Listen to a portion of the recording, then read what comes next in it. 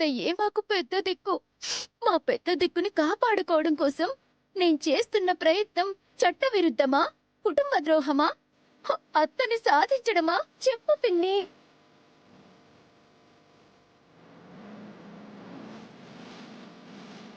నాదేమైనా తప్పుందా దేవా? చెప్పు. ఏం లేదు దామిని. ఒరేయ్, అటు ఇటు మాట్లాడమంటే నాలుగు కోస్తా. ఆనంద్ గారు, మీకు ఇంకో విషయం కూడా చెప్పాలి.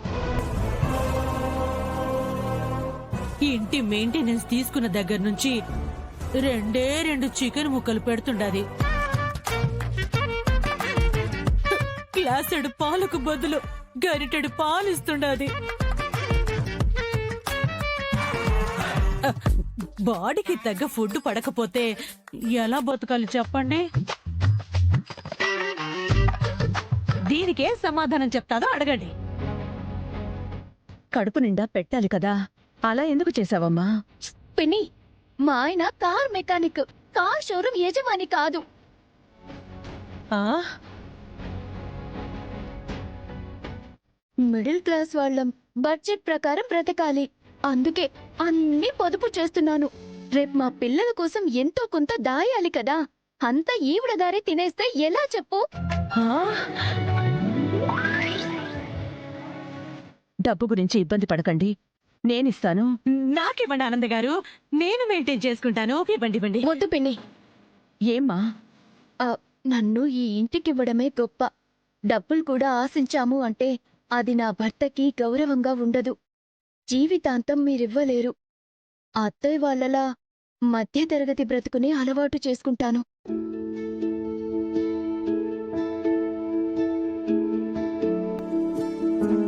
నేనెంత మంచిగా ఉందామని ప్రయత్నిస్తున్నా అత్తయ్య అర్థం చేసుకోవట్లేదు పిన్ని.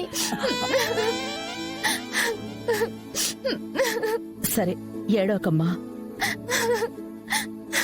వామ్మో, పర్ఫార్మెన్స్ లో ఇది నన్ను మించిపోయిండ్లా. మహానటి సావిత్రి, సహజ నటి జయసుధ మాదిరి చేస్తుండది. శకుంతల గారు, మీరు పెద్దవారు, పెద్దరికంగా ఉండండి. ఎన్నిసార్లు చెప్పాలి మీకు? దయచేసి ఇంకొకసారి ఇలా చేయకండి. ఈసారి మా అమ్మాయి ఒంటి మీద చెయ్యి పడితే బాగుండదు. అలాగే ఆనంద్ గారు.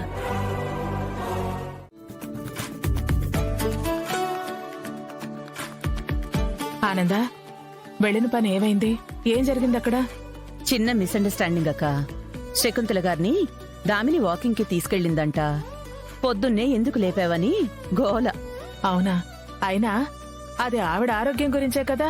నేను అదే అడిగానక్క. అక్క, కొత్తగా రాబోతున్న మాల్స్ లో మన రాజ్కోటి సిల్క్స్ కి స్పేస్ అడగడం జరిగింది. దీని గురించి ఒక మీటింగ్ పెట్టుకుందాం అక్క. అలాగే ఆనందా. వదిన గారు,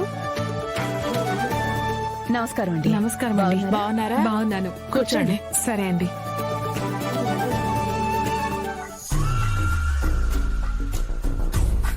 దారి తప్పి వచ్చారనుకుంటా.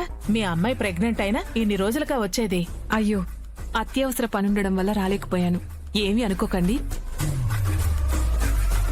సరే, మీరలా మాట్లాడుతూ ఉండండి, కాఫీ తీసుకొస్తాను. అయ్యయ్యో, ముందు నా కూతురుతో మాట్లాడొస్తానండి.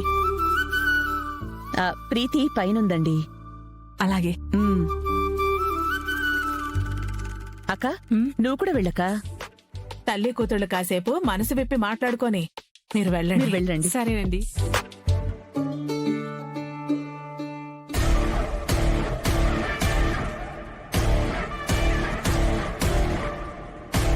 ఏందమ్మే చేతపడి చేసేదాని మాదిరి ఆవిడ వంక అట్టా సొత్తా ఉండవు? ఆ తల్లి క్యారెక్టర్ మనకేదైనా ఉపయోగపడుతుందేమో అని చూద్దాం పదా. వదిన గారు, నేను వెళ్ళొస్తాను. అయ్యో, అప్పుడేనా? మీ ప్రేమ గురించి ప్రీతి ఎదురు చూస్తూ ఉంటే కాసేపు కూడా ఉండకుండా వెళ్ళిపోతున్నారేంటి? అందుకే కదా నా ప్రేమ కొద్దీ కుంకుమ పువ్వు తెచ్చిచ్చాను. అది మీ కూతురుతో తాగించండి. కూతురుతోనా? అవునండి, నా కూతుర్ని మెట్టినింటికిచ్చానని మొదట్లో అనుకున్నాను. ఆప్యాయత చూపించే అత్త, అనురాగం చూపించే భర్త, ప్రేమగా చూసుకునే తోటికోడలు శరణ్య ఉండడం చూసి నా బిడ్డను మరో పుట్టింటికే పంపించానని అనిపిస్తోంది.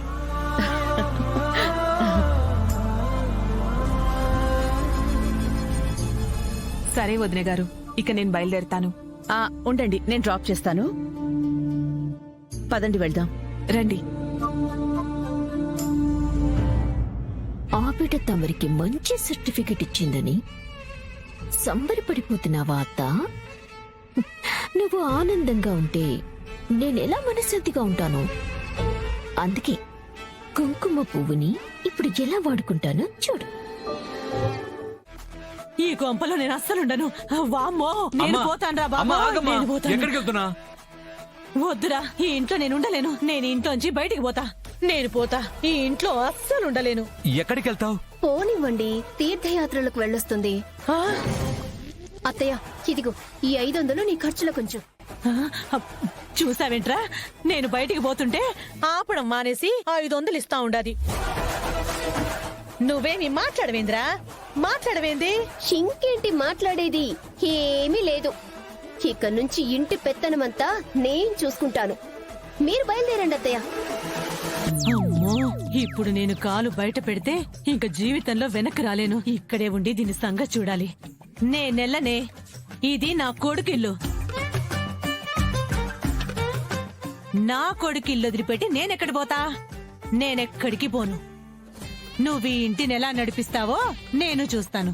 నడిపించి చూపిస్తా. ఆ?